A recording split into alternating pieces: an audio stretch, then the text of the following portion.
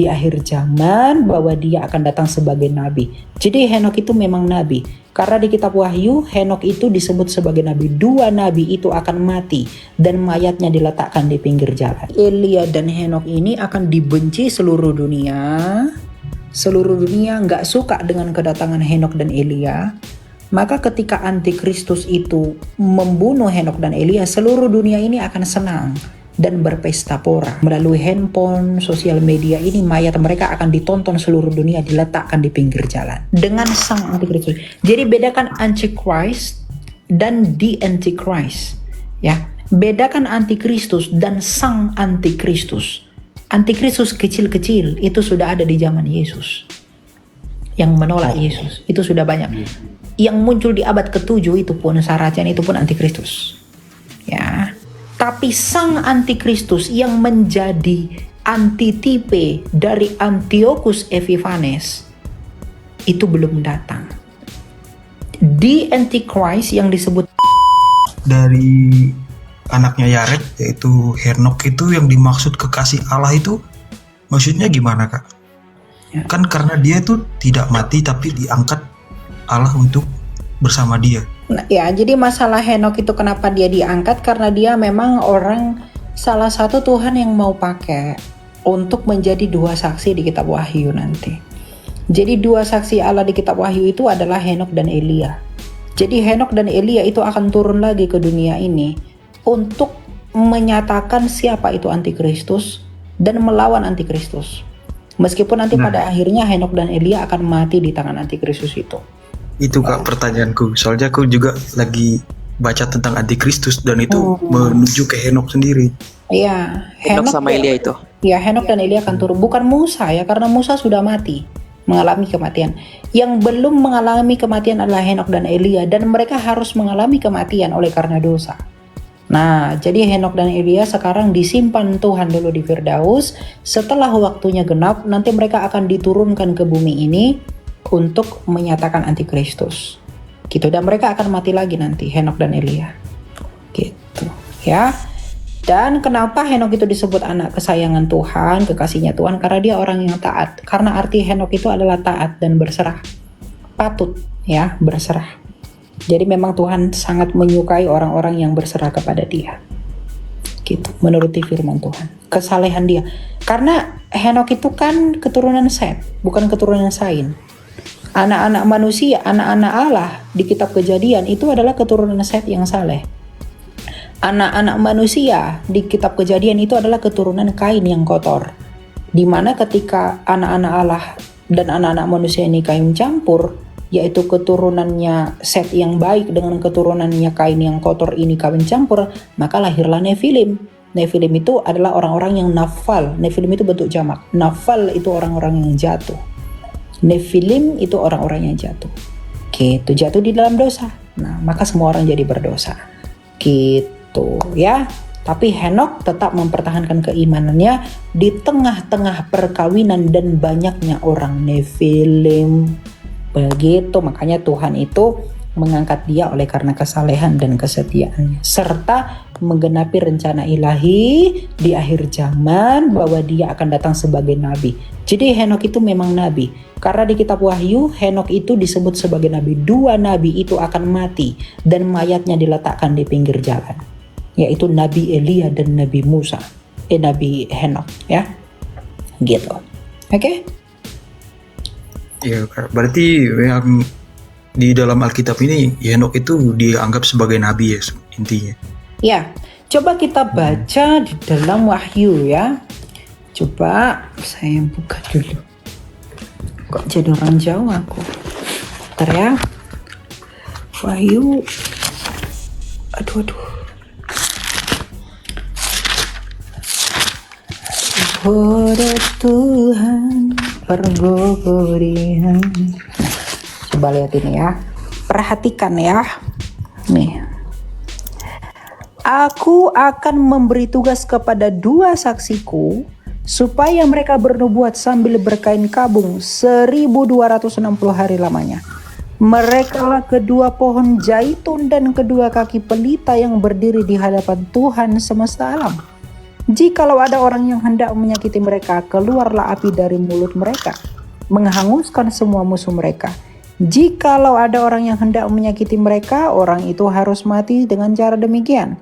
Mereka mempunyai kuasa menutup langit supaya jangan turun hujan. Siapa yang pernah menutup langit di masa pemerintahan Raja Ahab? Timothy.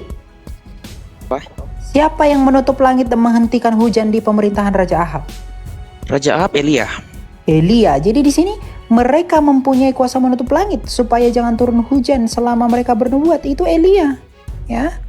Ya. Mereka mempunyai kuasa atas segala air untuk mengubahnya menjadi darah dan untuk memukul bumi dengan segala jenis malapetaka setiap kali mereka mengkehendakinya.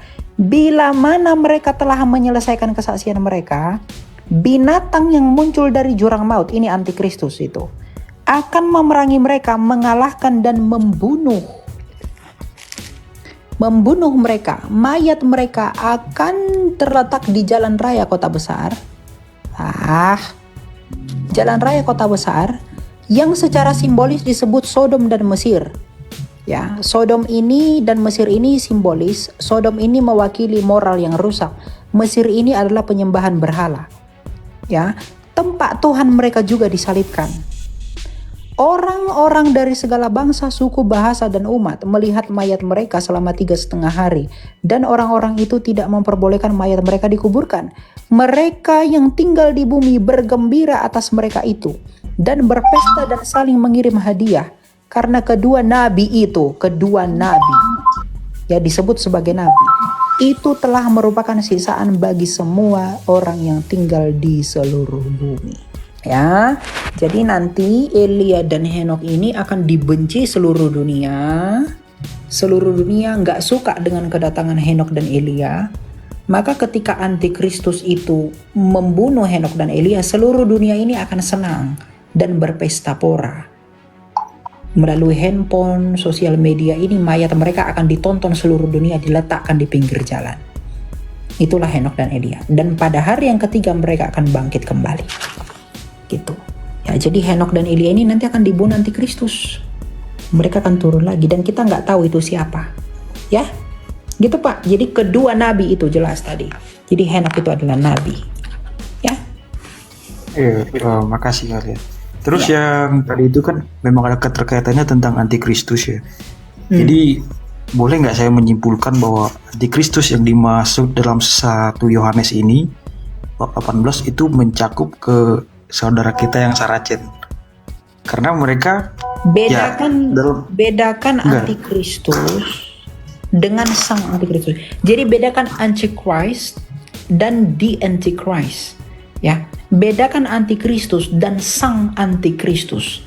Antikristus kecil-kecil itu sudah ada di zaman Yesus. Yang menolak Yesus itu sudah banyak. Yang muncul di abad ke-7 itu pun Saracen, itu pun antikristus. Ya. Tapi sang antikristus yang menjadi antitipe dari Antiochus Epiphanes itu belum datang. The Antichrist yang disebut binatang yang keluar dari jurang maut itu belum datang. Nanti dia datang. Setelah bait suci ketiga dia akan datang.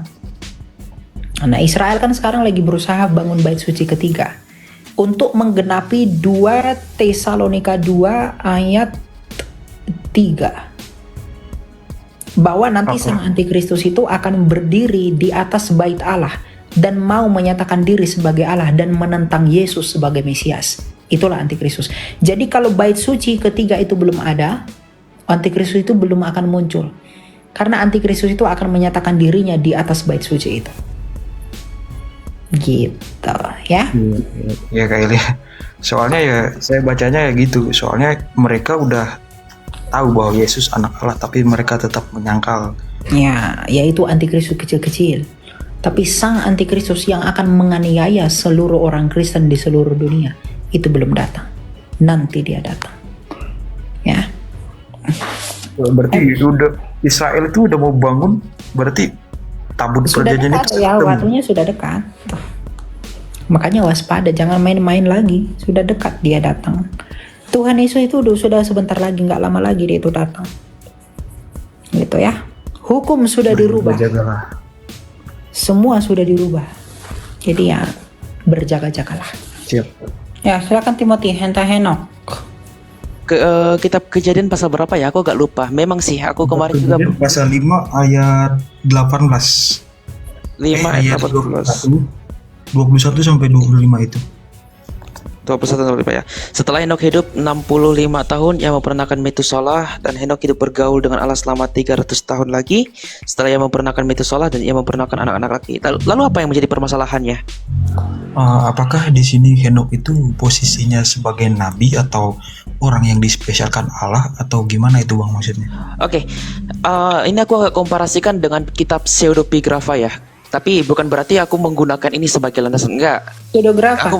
Pseudepigrapha artinya kitab yang karangannya dianggap palsu, tetapi dianggap itu tulisan dari penulis gitu loh. Namanya itu kitab Yashar. Kitab kebijakan orang-orang jujur. Aku agak sedikit tertarik kenapa dalam buku itu ada sedikit penambahan-penambahan kisah seperti umpama kitab Henok ini. Kenapa dikatakan orang yang dekat dan bergaul dengan Allah? Karena dia dipilih oleh Allah untuk memberitakan kabar kepada orang-orang yang durhaka pada zaman itu. Karena pada zaman itu orang-orang menyembah berhala dan sebagainya. Lalu Henok ini diutus oleh Allah untuk memberikan kabar tentang dia. Sampai-sampai pengikut raja, aku lupa namanya raja siapa. Pokoknya bukan Namrud ya. Sebelum Namrud, dia itu sempat melihat banyak bangsanya itu mengejar Henok. Sampai ketika dia terangkat, Henok itu kan dalam kisah ini ya, dalam kitab Yashar itu dia ada kuda putih yang turun kepada dia, dan dia pergi menggunakan kuda putih itu, dan orang-orang itu sangat menantikan dia, seolah-olah ingin pergi bersama-sama dengan dia. Tapi dikisahkan bahwa dia itu seperti mengajar kepada mereka. Tapi kawan-kawan bisa koreksi aku ya. Ini aku tidak menggunakan kitab Yashar karena ada juga dalam Talmud Yahudi ada nabi non Israel. Kenapa gini? Karena saudara kita yang Muslim pun juga menggunakan Talmud ini, walaupun ini salah konteks. Dalam saudara kita Yahudi itu ada 7 nabi yang dianggap nabi non Israel, nabi Goyim. Salah satunya Bileam. Ya, salah satunya Bileam. Salah satunya juga kalau saya nggak salah ya, kan kamu bisa koreksi, Henok. Ya, Henok juga termaksud. Dan yang salah satunya lagi Ayub dalam kitab Ayub. Tetapi konteks ini kejadiannya sebelum bangsa Israel itu datang, sebelum Musa itu lahir, sebelum Abraham melahirkan keturunan-keturunannya. Inilah yang disebut dengan nabi-nabi Bani Goyim, nabi-nabi non Israel. Abraham disebut nabi juga loh. Kejadian pasal 20. Cek aja di situ dikatakan ketika Sarah mau dihampiri oleh Firaun, sampai ada teguran, jangan engkau menyentuhnya lagi karena dia adalah istri dari nabi. Berarti Abraham juga nabi. Nah, kenapa Henok dikatakan sebagai nabi? Karena dia memberikan nubuatan. Nabi itu bukan sekedar pengajar, tetapi memberikan nubuatan. Makanya dikatakan sebagai nabi. Jadi kalau ada seorang nabi yang tidak bisa bernubuat dan nubuatannya salah, itu nabi palsu itu. Ya. Kalau rasul itu sama dengan kata Sheliah. Sheliah itu sebagai pengganti imam untuk memberikan persembahan kepada Allah. Jadi kata apostolos sama dengan Sheliah menurut tradisi Yahudi, sedangkan nabi adalah seorang pelihat. Jadi kalau ditanya apakah Henok itu adalah nabi, kemungkinan besar nabi, karena di dalam tradisi Yahudi Henok itu adalah nabi. Tapi yang aneh, menjanggal bagi saya, entah kenapa Yahudi itu mengatakan ini nabi, tapi ada sebagian yang dikatakan bukan nabi. Salah satunya Daniel. Padahal Daniel itu bernubuat loh, Daniel pasal 7.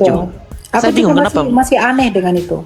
Iya, padahal kata mereka nabi itu bernubuat, tapi kenapa Daniel tidak bisa dikatakan sebagai nabi, hanya dikatakan orang yang bijak. Itu aja sih. Pelihat kan? Aduh. Iya. Lanjut. Kalau dikatakan nabi, ada kemungkinan besar nabi. Karena pada waktu itu orang-orang yang melakukan kekejian di hadapan Allah, dan pastinya ada nabi yang diutus untuk memberikan pengajaran kepada mereka. Oke?